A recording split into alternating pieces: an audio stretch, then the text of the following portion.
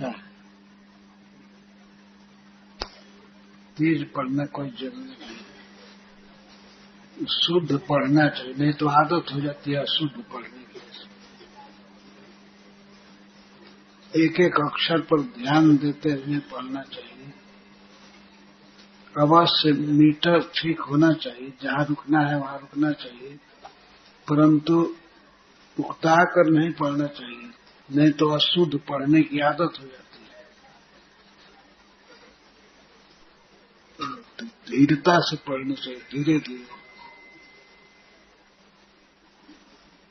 जैसे ये श्लोक है, तत्रोद्वहत पशुप वंश शिशुत्व नाट्यम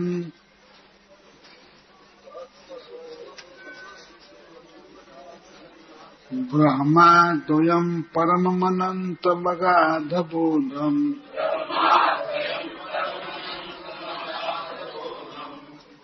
वत्सान् सखीन् इव पुरा परितो विचिन्वन्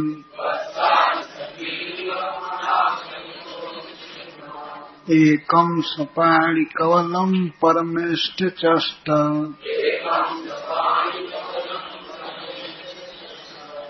दृष्ट्वा त्वरेण निजधोरणतोऽवतीर्य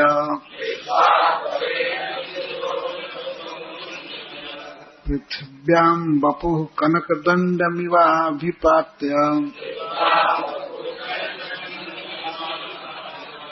स्पृष्ट्वा चतुर्मुकुटकोटिभिरङ्घ्रिजुग्मम्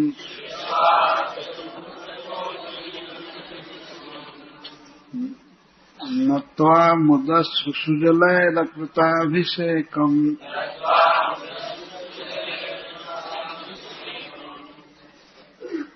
फास्ट गाड़ी मत चलाइए, सब जगह लिखा रहता है ड्राइव स्लो।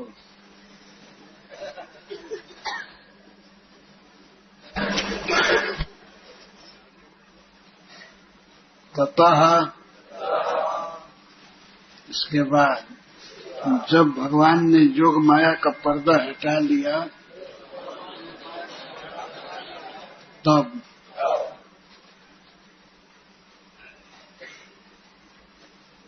प्रतिलब्धाक्षः ज्ञान प्राप्त किए।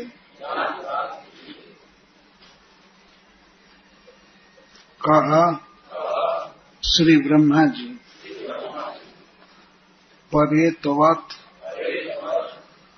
मरे हुए पुरुष की तरह, जैसे मरा हुआ व्यक्ति जी जाए और उसका खड़ा हो जाए, उस तरह से उत्थित उठ गए। कृच्छ्रात और कष्ट से उन्मील्या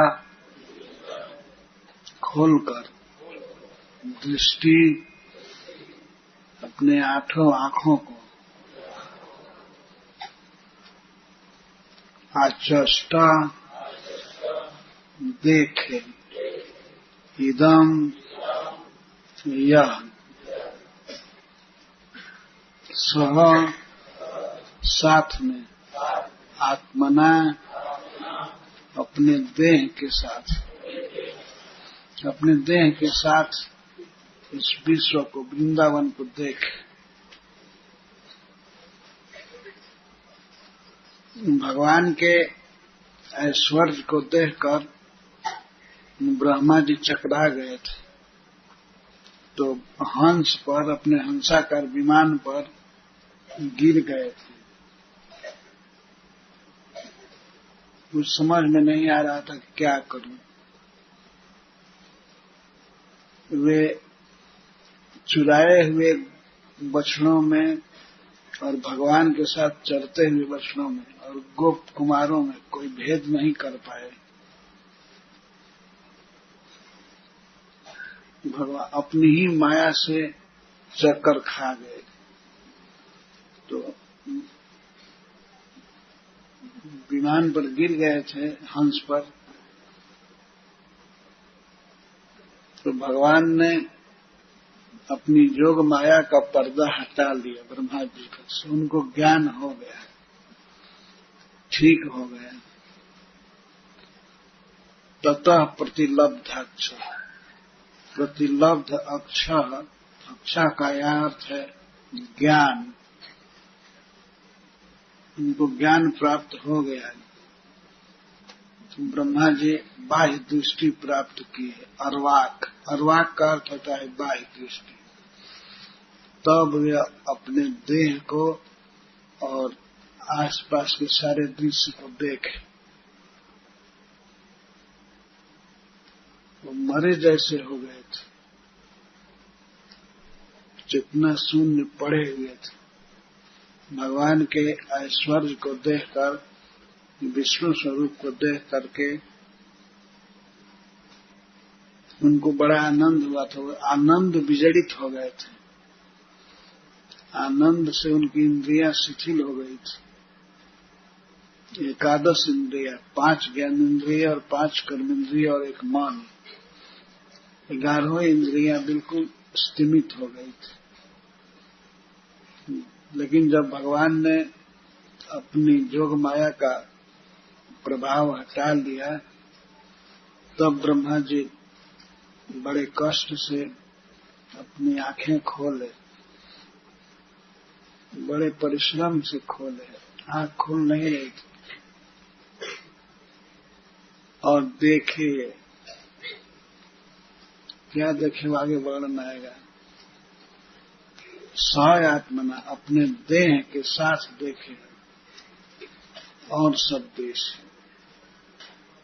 सपदी एवं, और तुरंत ही अभितः पश्यन, चारों तरफ देखने लगे। उनको सिर घुमाना नहीं था, उनके इधर भी सिर था, इधर भी सिर था, आंखें चारों तरफ थी। हम लोगों को तो देखना होगा पीछे तो ऐसे करेंगे, दाहिने देखना होगा, घुमाएंगे मस्तक, लेकिन ब्रह्मा जी को घुमाना नहीं पड़ता है, चारों तरफ सिर है, चतुर्मुख। ब्रज में बालकों ने उनको कहा था, चौमुहा आया था, चौमुहा, चारों तरफ मुंह हुआ है। वो चौमुहा गांव आज भी है जहां ब्रह्मा जी स्तुति किए थे भगवान। उन्मील्य दृष्टि, एक एक दिशा में 2-2 दृष्टि थी भगवान ब्रह्मा जी की, तो 2 और 4 से गुणा करेंगे, 8 नेत्र खोले। तो पड़े हुए थे, भगवान का वैभव देख करके उसके बाद जगे, बाह्य दृष्टि मिली तो अपने देह को देखे और इदम विश्वम, इस विश्व को देखे। विश्व से तात्पर्य है अपने आस पास से।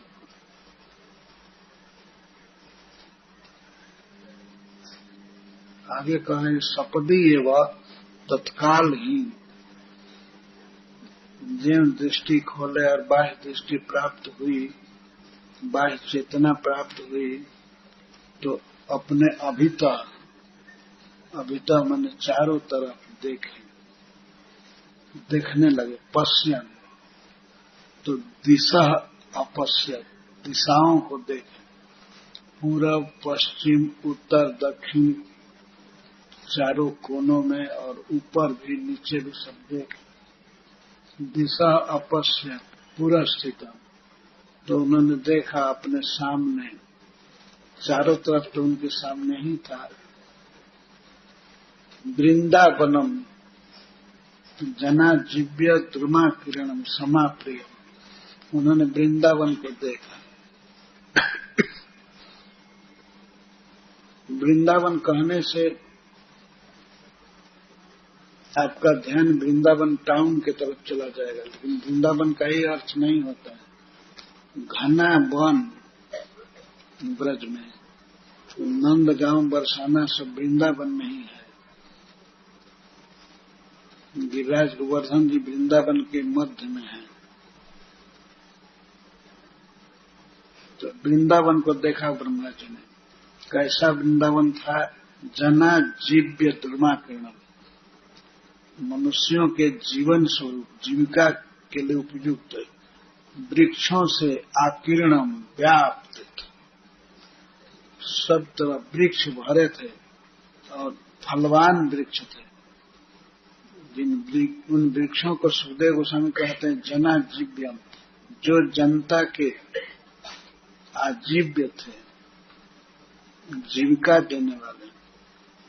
मनुष्यों का बहुत बड़ा आधार वृक्ष है। मनुष्य जीवित रहता है वृक्ष से। तो आजीव्य द्रुम, आजीव्य वृक्ष भरे पड़े थे। बेकार वृक्ष नहीं, बहुत सुंदर सुंदर सघन वृक्ष, बड़े बड़े, और उनमें फल लगे हुए थे। उन फलों को मनुष्य खाते हैं, तो ऐसे फलों से लदे हुए वृक्ष ब्रह्मा जी ने देखा।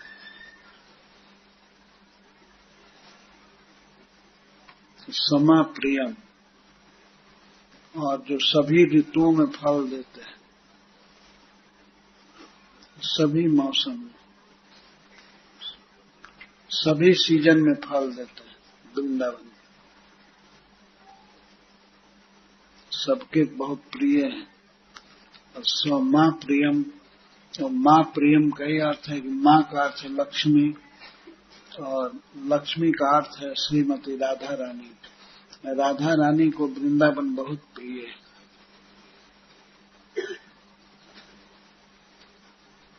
और श्री कृष्ण को सम कहते हैं, सम, जो हमेशा माँ के साथ रहते हैं। माँ मतलब यहाँ लक्ष्मी जी, राधा रानी, तो इसीलिए वो सम है। ये वृंदावन भगवान कृष्ण को बहुत प्रिय है।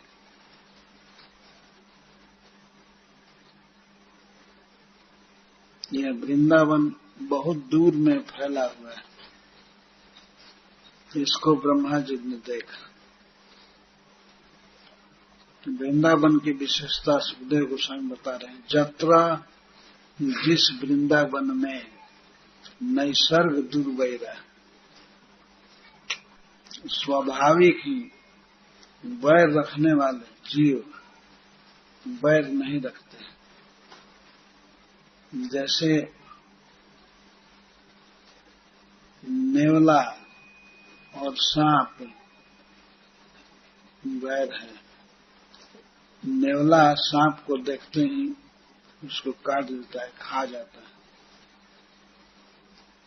ये स्वभाव जन्म से ही ऐसा भाव है मारने का।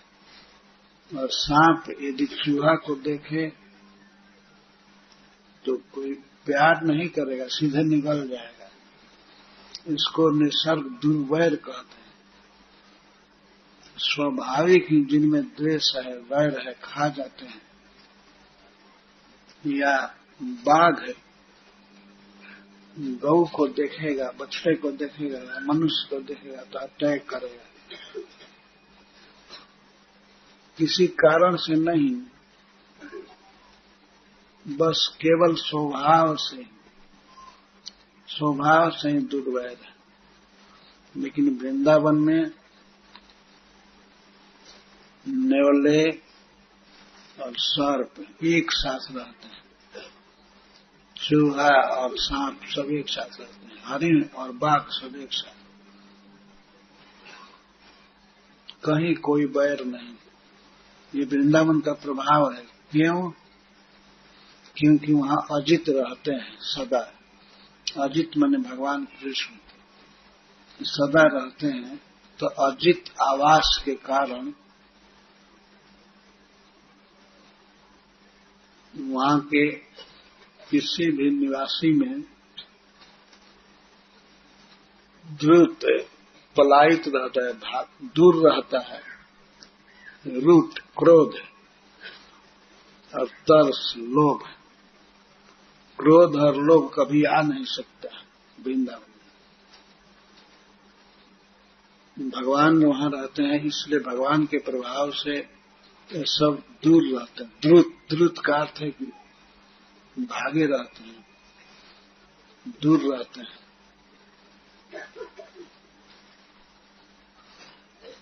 और सभी मृगादय, मनुष्य और पशु, बाघ आदि पशु और मनुष्य, ये सब भी मित्राणी व मित्र जैसे रहते हैं, सखा जैसे। तो वहां बाघ है या सिंह है, हरिण को चूमता है, चाटता है, कभी खाता नहीं, जबकि स्वभाव से ही वो हिंसक है, खा जाता है। लेकिन वृंदावन में नहीं, क्योंकि श्री भगवान रहते हैं। तो सभी जीव मित्राणी व मित्र की तरह रहते हैं। अजित वहां रहते हैं, भगवान रहते हैं, इस कारण से कोई किसी में क्रोध नहीं, लोभ नहीं। तरस का दिखो, तरस का अर्थ है तृष्णा, लोभ है। ये वृंदावन का प्रभाव है।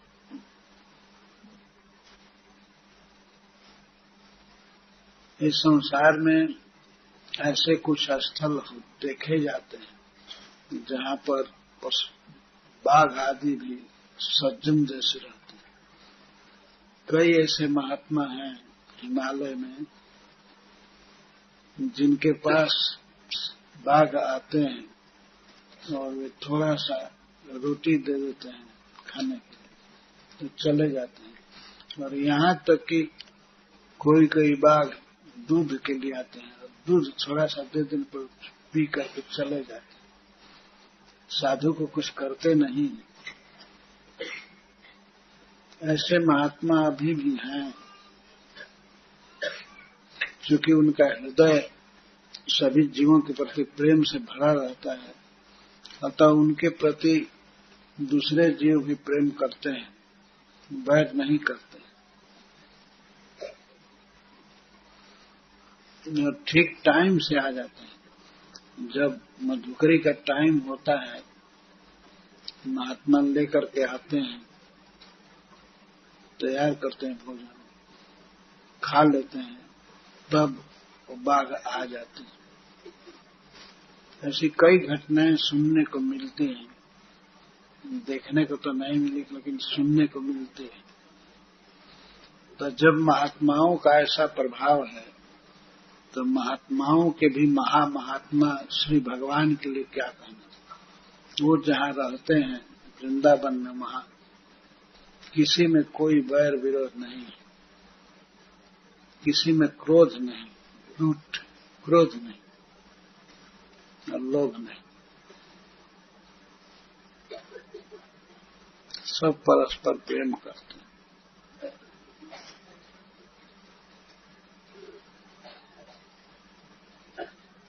मित्र की तरह रहते हैं, मित्राणी युवा। इसका कारण है कि श्री कृष्ण वहां रहते हैं। ये वृंदावन का प्रभाव है। ऐसे लोग डर जाते हैं, वो अलग बात है, लेकिन वानर भी मित्र ही हैं। ऐसा नहीं है कि वे काटते हैं। यदि किसी का फल थोड़ा छीन लेते हैं तो स्वाभाविक है, तो बैर विरोध से नहीं छीनते हैं, प्रेम से छीन लेते हैं। ये दे दो, कहाँ ले जा रहे हैं। खास करके स्त्रियां बहुत घबरा जाती हैं, आय आय आय, और वो इतना हल्ला नहीं करते हैं बानर, वो तो ले लेते हैं, थोड़ा एक दो फल ले लेते हैं। तो आधुनिक समय में भी वैर नहीं है।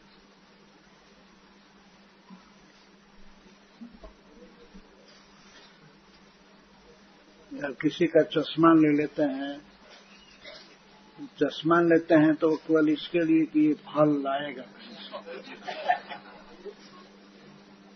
फल दे देने के बाद भी दे देते हैं। चूंकि भगवान रहते हैं वहां और राधा रानी रहती हैं, इसलिए सभी जीवों में परस्पर प्रेम है, किसी में क्रोध नहीं।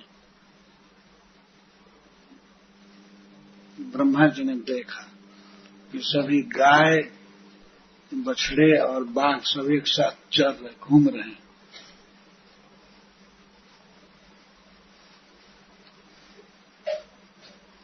जत निसर्ग दुर्वैरा, नैसर्ग दुर्वैरा, सहासन निर्मृगादया, मनुष्य और मृग पशु सह आसन एक साथ हैं।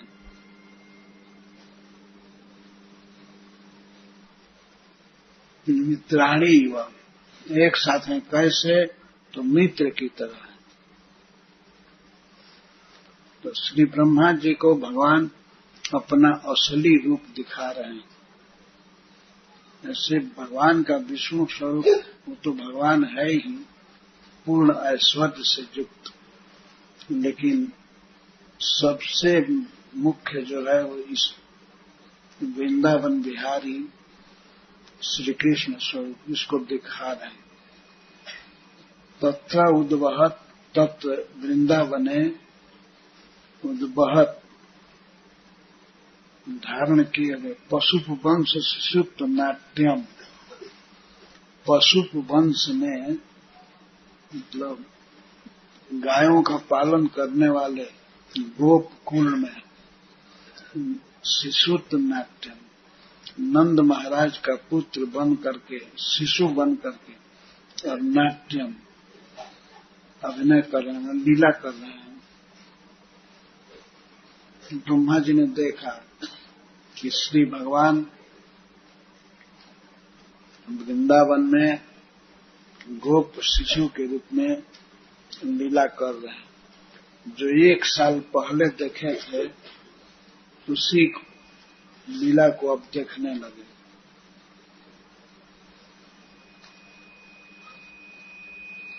किसको देखे? ब्रह्म को, अद्वय ब्रह्म,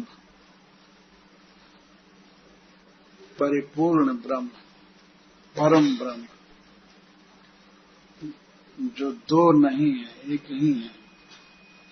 वत्सान सखीन इव पूरा इव, 1 वर्ष पहले जैसे खोज रहे थे बछड़ों को और सखाओं को, वैसे ही खोज रहे हैं। परितः विचिन्वन। ब्रह्मा जी ने देखा भगवान चारों तरफ खोज रहे थे। किसको? वत्सान सखीन, बछड़ों को और सखाओं को। परितः विचिन्वन, इधर उधर खोज रहे थे जा करके।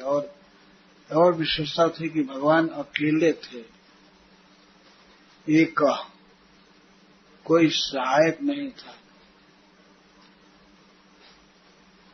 और हाथ में पाणी कौलम, हथेली पर दही भात का कौर लिए थे, बाएं हथेली पर, और खोज रहे थे चिंतित मुद्रा में। इस झांकी को भगवान ने दिखाया ब्रह्मा जी को। ये है अद्वय ब्रह्म।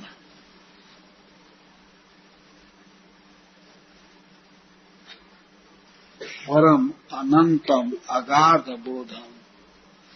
ब्रह्मा जी ने देखा कि भगवान परम है, सुप्रीम है और अनंत है। देश काल के द्वारा उनकी सीमा नहीं है, सभी देश में, सभी काल में व्याप्त है, अनंत। और उनका ज्ञान असीम है, सागर की तरह ज्ञान भरा शब्द। जैसे समुद्र में पानी का जहाज जाता है तो पानी का जहाज बहुत बड़ा होता है मनुष्यों की दृष्टि से, लेकिन उसमें वो तो समुद्र की तुलना में एक दिया सलाई के बक्से की तरह लगता है, छोटा सा।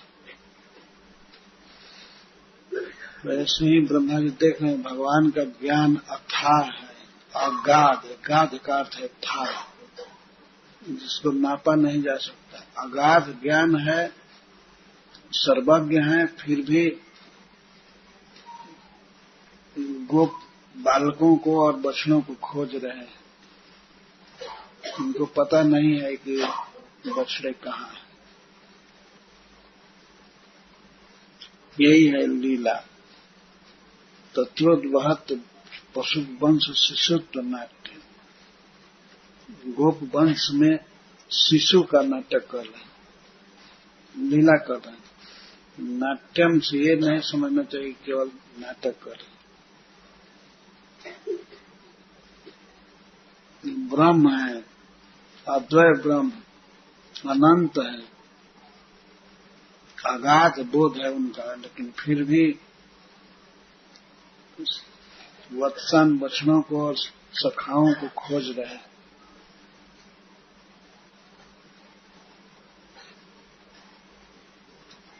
हम भक्तों को भी इसी रूप की झांकी ज्यादा करनी चाहिए लीला में। वे सभी बछड़े और बालक विष्णु स्वरूप में दिख रहे हैं। यह उतना सुंदर नहीं लगता है जितना भगवान खोजते हुए अज्ञ बालक की तरह घूम रहे हैं वृंदावन में। जब ब्रह्मा जी देखे,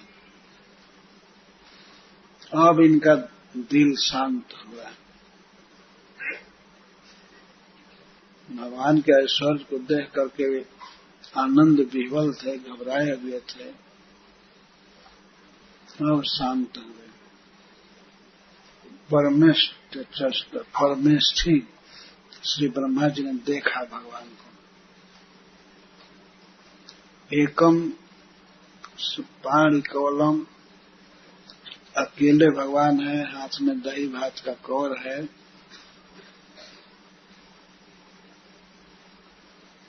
और वत्सन सखीन, बछड़ों को और सखाओं को खोज रहे हैं। कहाँ परितः, चारों तरफ। इसको ब्रह्मा जी ने देखा। दृष्टवा च, और देखते ही परेण, अति शीघ्र देखे भगवान को और अपने धोरण से, अपने वाहन से, हंसाकार विमान से उतर गए। दृष्टवा त्वया निर्धोरणतो वतीर्जा, अपने वाहन से, हंस से उतर गए और पृथ्व्याम, पृथ्वी पर, वृंदावन में अपने कनक दंडम, स्वर्ण दंड के समान अपने शरीर को आपात्य गिरा करके भगवान के चरणों के पास अपने सोने के समान शरीर को आपात्य कनक दंडम इव। ब्रह्मा जी का शरीर बिल्कुल गोरा है, इसीलिए सुखदेव जी कहते हैं कि ब्रह्मा जी सोने के दंड के समान गिरे भगवान के चरणों के पास। डंडा यदि ऐसे रख दिया ये खड़ा तो गिर ही पड़ेगा, गिर जाएगा तुरंत। तो इसीलिए भक्तों के समाज में, साधुओं के समाज में भगवान को प्रणाम किया जाता है तो उसको दंडवत प्रणाम कहते हैं। डंडे के समान गिर करके प्रणाम करना चाहिए।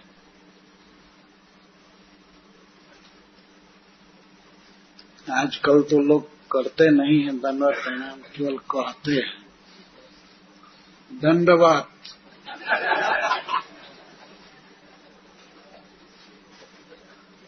प्राय सब जगह यही है, दंडवत।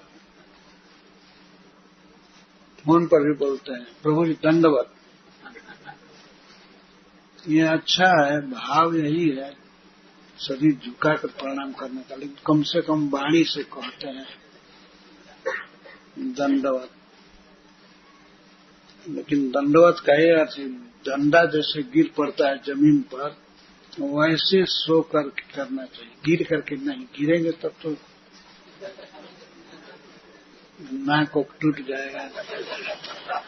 सो करके फैल देना चाहिए, दोनों पैर पीछे, दोनों हाथ जुड़े हुए, मस्तक जमीन में सटा हुआ, छाती सटी हुई और घुटना सटा हुआ, पैर जुड़ा हुआ है। इस तरह से 8 अंगों से जो प्रणाम किया जाता है उसको साष्टांग प्रणाम कहते हैं, अष्टांग प्रणाम। वो इस प्रकार है, आंख से देखना चाहिए पहले। जिसको प्रणाम करना है भगवान को, तो उनको देखना, देखना भी प्रणाम है। नम्र भाव से पहले देखना आंखों से, इसके बाद हाथ जोड़ना, हाथ को आगे करके ले जाना और शरीर को फैला देना। तो आंख से, हाथ से, छाती से, घुटना से और दोनों पैर से, दोनों पैर जुड़े हुए हैं। और मन से, मन भी झुकना चाहिए। ऐसा नहीं कि प्रणाम कर रहे हैं और मन कहीं और चला गया। मन से और वचन से भी, वचन में कुछ बोलना चाहिए, क्या कर रहे हैं, सो रहे हैं कि प्रणाम कर रहे हैं, कहना चाहिए। जैसे नमो महावदान्य है, चैतन्य महाप्रभु को प्रणाम करते हैं, कहते हैं। जो जिस प्रभु को प्रणाम करते हैं भगवान को, तो उनका नाम बोलना चाहिए।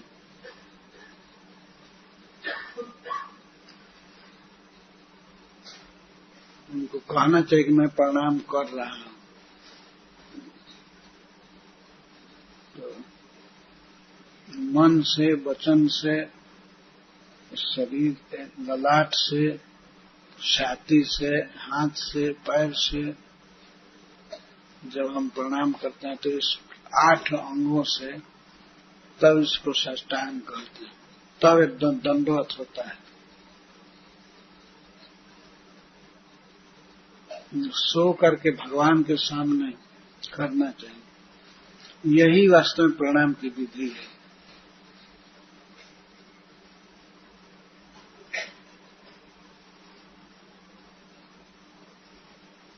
इस विश्व में सबसे बड़े श्री ब्रह्मा जी गोप कुमार को, नंद कुमार को प्रणाम कर रहे हैं, साष्टांग लौट कर अपने शरीर को ब्रजरज में पूरा सुला दिए। पृथिव्याम बपू अपने शरीर को कनक दंड मिवा अभिपात्य, अभिपात्य, अभिपात्य का अर्थ है पूरा पूरा गिरा। स्त्रियों के लिए धनुष प्रणाम है, पंचांग प्रणाम। वे झुक करके भगवान को प्रणाम करें, धनुष जैसा ऐसे हो करके। उनके लिए समाज में प्रभुपाद ने नियम बनाया है, सो कर प्रणाम नहीं करना, लेकिन एकांत में यदि कोई दूसरा नहीं है तो सो करके कर सकते हैं। पर ये सामाजिक शिष्टाचार प्रभुपाद जी बताए, मर्यादा रखनी चाहिए, पर प्रणाम जरूर करना चाहिए। मन में तो कोई भी व्यक्ति सो सकता है, भगवान के चरणों में झुकना चाहिए। भगवान इतना महान है कि ब्रह्मा जी भी प्रणाम कर रहे हैं, भगवान शंकर प्रणाम करते हैं। रामचरितमानस में कहे हैं, तो नाम जपामि नमामि हरि। हे हरि, मैं आपको प्रणाम करता हूं और आपका नाम जपता हूं। तो नाम जपामि नमामि हरि, दो ही काम करता हूं। भगवान शिव कहते हैं, मैं नाम जप करता हूं और प्रणाम करता हूं। वे अकिंचन है, निष्किंचन है। उनके धाम में, कैलाश में जहां वे रहते हैं, केवल एक पेड़ है, उसी पेड़ के नीचे रहते हैं, तो फिर भी भगवान का विग्रह रखे रहते हैं, संकर्षण भगवान का, और पूजा करते हैं। प्रायः शिव जी कथा करते रहते हैं और ऋषि मुनि सब जुट करके सुनते हैं, जिसमें सनक सनातन, सनत कुमार आदि, श्री नारद जी, बड़े बड़े ऋषि मुनि वहां सत्संग के लिए जाते हैं।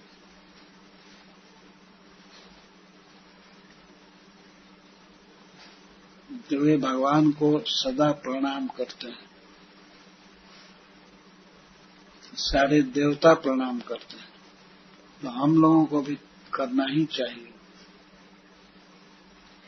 इसमें तृप्ति नहीं होनी चाहिए कि हम एक दो प्रणाम कर लिए तो अब कितना करेंगे, ऐसा नहीं।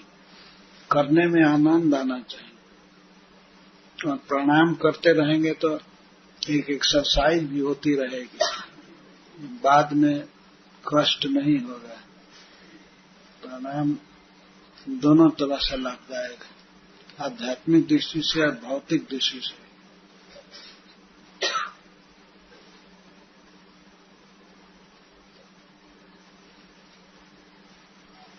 तो श्री ब्रह्मा जी प्रणाम कर रहे हैं, अपने कार से उतर करके, अपने वाहन से उतर करके और पृथ्वी पर लौट करके प्रणाम कर रहे हैं। ऐसा नहीं कि वाहन पर से ही नमो नमो कर दिए।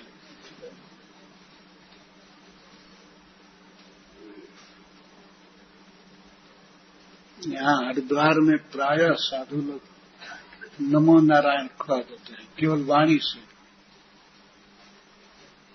नमो नारायण। सन्यासी को समझते हैं कि नारायण के स्वरूप है,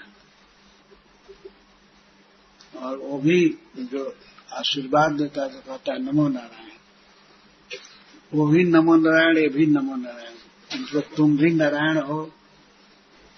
वास्तव में सब में नारायण तो है ही, जो लोग नमो नारायण कहते हैं। हम लोगों पर आश्चर्यचकित हो जाते हैं जब हम लोग हरे कृष्ण कहते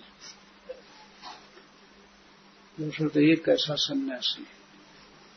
भगवान चैतन्य महाप्रभु जब जगन्नाथपुरी में गए तो इनको सन्यासी के रूप में देख करके सार्वभौम भट्टाचार्य नमो नारायण कहे। भगवान चैतन्य महाप्रभु ने आशीर्वाद दिया, कृष्णे मति रस्तु। तो वो चकित हो गए, समझ गए तुरंत कि ये वैष्णव है।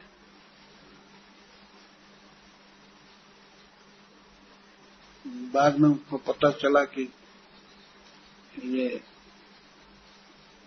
जगन्नाथ मिश्र के लड़के हैं और बहुत कम उम्र में संन्यास ले लिए, तो बड़ा स्नेह उमड़ा सार्वभौम भट्टाचार्य का। वे सोचने लगे इस लड़के को पढ़ाना चाहिए, पढ़ेगा, वेदांत पढ़ेगा तो इसमें वैराग्य दृढ़ होगा, और नहीं तो ये कहीं भी गिर जाएगा। एक तो सुंदर है, दूसरी उम्र बहुत कम है और पढ़ाई नहीं किया है, तो विषय वासना कभी भी इसको पटक सकती है। अतः बड़े स्नेह से कहे, बेटा तुम संन्यास ले लिया हो बहुत कम उम्र में, तुमको मैं पढ़ाना चाहता हूं। तो भगवान गौर सुंदर नम्रता से कहे, ठीक है, तो हमारा भाग्य है, आप पढ़ाएंगे। तो अपने घर में ही पढ़ाना चालू किए। सार्वभौम भट्टाचार्य का घर आप लोग देखे हैं ना, पुरी में, उसमें पढ़ाने लगे। 7 दिन पढ़ाए और चैतन्य महाप्रभु कुछ भी बोलते नहीं थे, चुपचाप सुनते थे। तो 8वें दिन सार्वभौम भट्टाचार्य पूछे, मैं लगातार 8 दिन से पढ़ा रहा हूं और तुम कुछ बोलते नहीं हो, समझते हो कि नहीं? बूझा कि न बूझा, यह बूझते न पारी। मैं ये समझ नहीं रहा हूं कि तुम समझते हो या नहीं। तो भगवान ने कहा, चैतन्य महाप्रभु ने कहा, आप जब सूत्र बोलते हैं, वेदांत सूत्र, तो वो मैं बहुत अच्छा से समझ जाता हूं, संस्कृत। लेकिन जब आप व्याख्या करते हैं तो बिल्कुल समझ में नहीं आता। आपकी व्याख्या बादल जैसे, जैसे बादल सूर्य को ढक लेता है, सूर्य के प्रकाश को नहीं आने देता है, उसी प्रकार से मैं ब्रह्म सूत्र समझ रहा हूं, वेदांत सूत्र समझ लेता हूं, लेकिन आपकी व्याख्या अर्थ को ढक देती है, कुछ समझ में नहीं आ रहा है। तब सार्वभौम भट्टाचार्य पूछे, सूत्र का क्या अर्थ समझते हो, जरा बोलो 1-2 सूत्र का अर्थ। तो भगवान ने वर्णन करना चालू किया वैष्णव पद्धति के अनुसार। जो ब्रह्मसूत्र का वास्तविक अर्थ है, भगवान ने करना चालू किया। और वे शंकराचार्य के शारीरक भाष्य को पढ़ा रहे थे, सार्वभौम भट्टाचार्य। तो उसको प्रकारांतर से गलत कह दिया चैतन्य महाप्रभु, ये ठीक नहीं।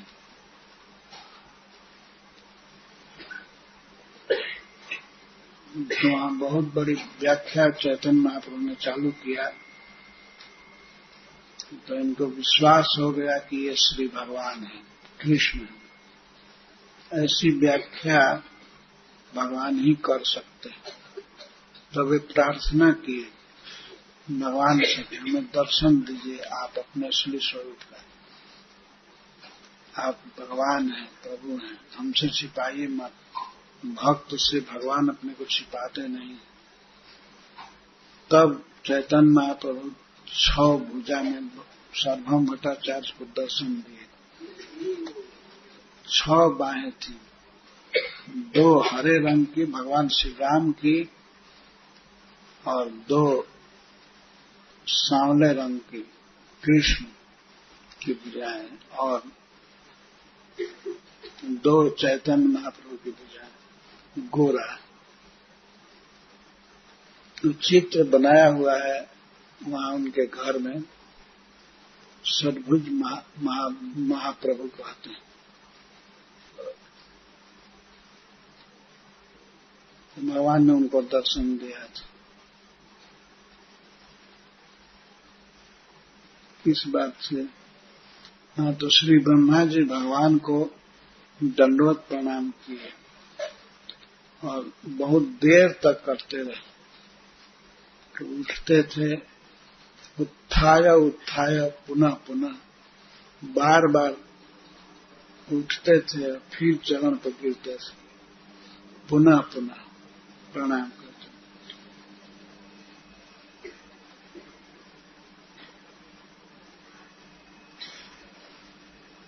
स्पृष्ट्वा चतुर्मुकुट कोटि अंघ्रिजुग्म।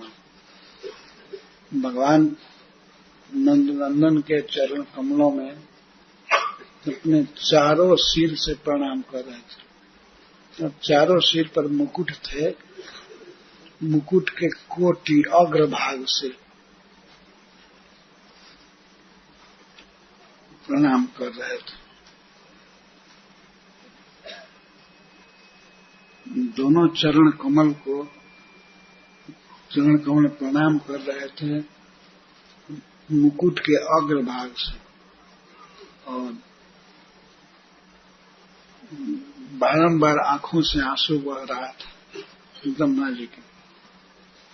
उसको सुखदेव गोस्वामी कहते हैं सुजलई, बहुत पवित्र जल, भक्ति से परिपूर्ण अश्रु हैं, उनको सुजल कह रहे हैं। उस पवित्र जल से, सुंदर जल से भगवान के जुगल चरणों का अभिषेक कर दिए। अभिषेक हो गया। इतना रो रहे थे कि भगवान के चरण कमल भीग गए। ब्रह्मा जी के अश्रुओं से।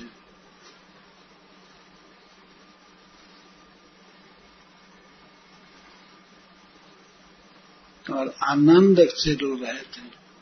आनंद ने मुद अश्रु जलम, अश्रु सुजल, आंसू निकल रहे थे आनंद के, वे ही पवित्र जल थे। और उसी जल से कृताभिषेक भगवान के चरण जुगल का अभिषेक किए।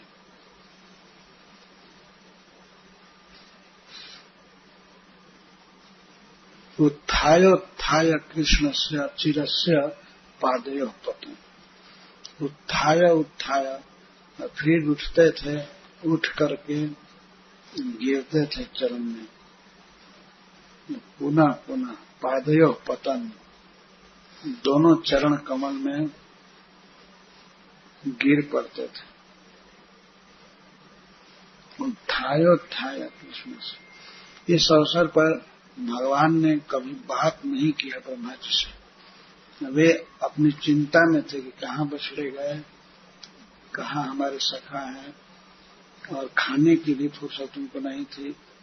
कभी कवर लिए थे हाथ पर, उसी में से थोड़ा खा लेते थे, मुंह नहीं धोए थे। तो उनको फुर्सत कहाँ है कि वे ब्रह्मा जी से बात करें। वो बेचारा अपने चिंता में था बछड़े के और गोप सखा के। इस तरह से दिखा रहे हैं कि उनको फुर्सत नहीं है। और उनको तो ये भी पता नहीं चला कि कौन लूट रहा है, चार मुंह वाला जानवर है, कौन बार बार पैर पर गिर रहा है। ध्यान भी नहीं दिए, ब्रह्मा जी से बात नहीं की। देखिए कैसे ईश्वर है, ये परम ईश्वर है। ईश्वर परम कृष्ण। ब्रह्मा जी इनके सामने कुछ नहीं है। सैकड़ों बार लोटे, चरण में गिरे और सोचे अभी कुछ कहेंगे, कुछ डांटेंगे। मैं तो गलती कर दिया था, बछड़ों को चुराया, गोप कुमारों को चुराया। इसीलिए वे चाहते हैं कि कृष्ण कुछ कहें, एक दो वाक्य। लेकिन भगवान बड़े गंभीर थे और अपनी चिंता में लगे हुए थे, अपने काम में, अपने बछड़ों को मन ही मन खोज रहे थे।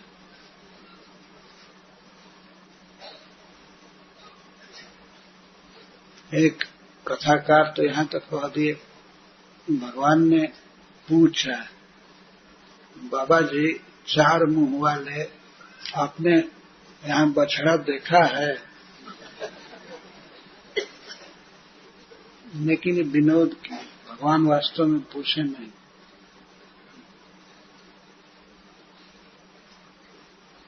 ब्रह्मा जी गिड़गिड़ा रहे थे, रो रहे थे, और नंद किशोर बोले नहीं। एक बार और भगवान दिखाएंगे ब्रह्मा जी को। जब द्वारका में चले जाएंगे तो वहां एक बार ब्रह्मा जी भगवान का दर्शन करने गए, जाएंगे। तो जब दर्शन करने के लिए ब्रह्मा जी आए तो द्वारकानाथ के भवन में द्वारपाल था,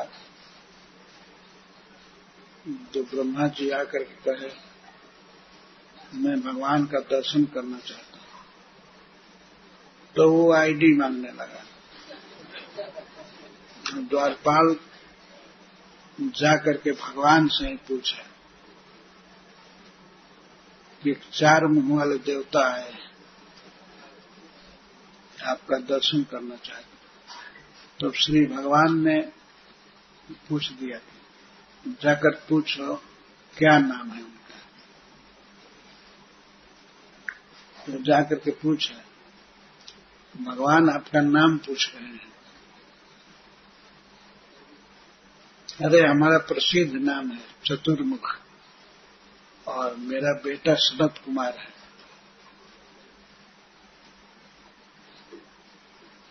यही मेरा परिचय है। केवल ब्रह्मा कहने से भगवान नहीं संतुष्ट हुए। पहले द्वारपाल को बताया था कि जाकर के भगवान से कहो कि ब्रह्मा आए हैं। तो द्वारपाल से भगवान ने कहा कौन ब्रह्मा, पूछो जाकर। तो वो आकर के पूछा, भगवान पूछ रहे हैं आप कौन ब्रह्मा हैं। तो ब्रह्मा जी को बहुत बुरा लगा, कहे क्या 10 ब्रह्मा है क्या, कौन ब्रह्मा। मैंने झिझक में आकर कह दिया, कह तो कि सनक पिता आए हैं, 4 चतुर्मुख ब्रह्मा आए हैं। तब भगवान का ठीक है आने दो। और भगवान ने अन्य ब्रह्माओं को याद किया। जब 4 मुंह वाले ब्रह्मा जी भगवान के दरबार में गए तो उसके बाद 8 मुंह वाले ब्रह्मा आए। इसके बाद तुरंत 16 मुख वाले आए और जितना मुख था उसी के अनुसार शरीर भी बढ़ा। फिर 32 मुख वाले, 64 मुख वाले, इस तरह करते करते 1000 मुख वाले भी ब्रह्मा आए। बहुत बड़ा। वो भगवान का हाल भर गया खचा। तो चिन्मय हाल था, ब्रह्मा जी के ऊंचाई के अनुसार वो ऊपर होता रहता था। तो ब्रह्मा भर गए बड़े बड़े, और 4 मुख वाले ब्रह्मा अब बिल्कुल सियार की तरफ देख रहे थे। छोटा बिल्कुल थे और देख रहे थे। और तब तक रुद्र आए, इंद्र आए, सभी देवता आए। सबके बीच में ब्रह्मा जी वैसे जैसे हाथियों के बीच में छोटा सा सियार का बच्चा देख रहा। बाप रे बाप, ये इतने बड़े बड़े ब्रह्मा। तब उनको ज्ञान हुआ कि द्वारकाधीश क्या है। उनका अभिमान चला गया। ये अभिमान था, भक्त हैं फिर भी अभिमान था कि मैं बहुत बड़ा व्यक्ति हूं।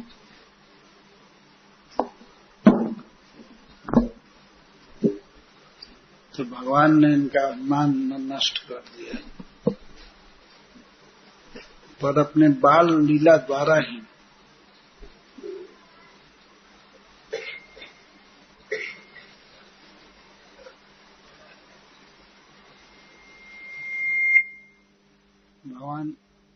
भगवान बेत लिए हैं हाथ में, नहीं कांख कोख में बेत लिए हैं, सिंह लिए हैं, वेणु लिए हैं, और बाईं हथेली पर दही भात का कौर है। खाने की भी फुर्सत नहीं है। भगवान पहले अपने बछड़ों को और गोपों को खोज रहे हैं, चिंता में। इसी छवि को हृदय में बसाते हुए श्री ब्रह्मा जी के साथ खड़ा हो जाइए आप लोग भगवान की स्तुति करने के लिए। मन में सचमुच खड़ा होने के लिए नहीं कहा, मन में खड़ा हो जाना चाहिए भगवान के सामने। और अंत में श्री ब्रह्मा जी समय उत्थाया, धीरे धीरे खड़े हुए और खड़ा होकर के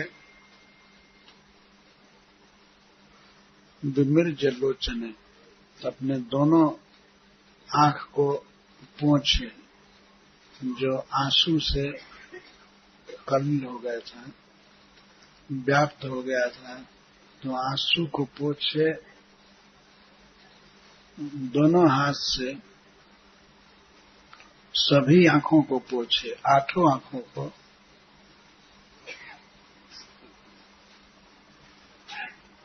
कृतांजलि, और इसके बाद हाथ जोड़े, प्रश्रयवान समाहित, विनय भाव से मन को स्थिर करके सभ्य पथु भगवान की स्तुति करने लगे, पर बीच बीच में कांप रहे थे, शरीर में कंपकपी हुए थी, वाणी गदगद हो गई, स्पष्ट बोल नहीं पाते थे। गदगदया इलया अइलत, गदगद वाणी से अइलत स्तुति करने लगे।